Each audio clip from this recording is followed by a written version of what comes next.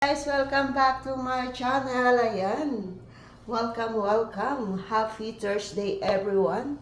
Ngayon ay pangalawang araw po ng Ramadan. Kumusta po ang inyong first day dyan?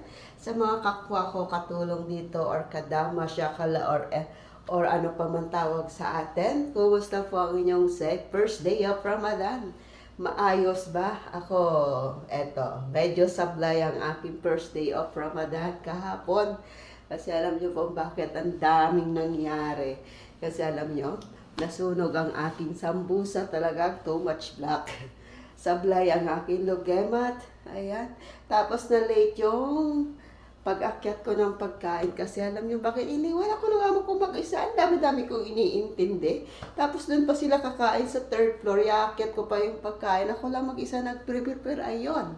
Ang sistema total na late sila. So, in short, sablay ang ating first day of Ramadan. So, now is second day. I want to be perfect. Kaya maga tayo mag-prepare ng kanilang pagkain. So, I make sure today is perfect kasi kahapon talaga nakakahiya. Sumablay tayo. So, yun lang guys.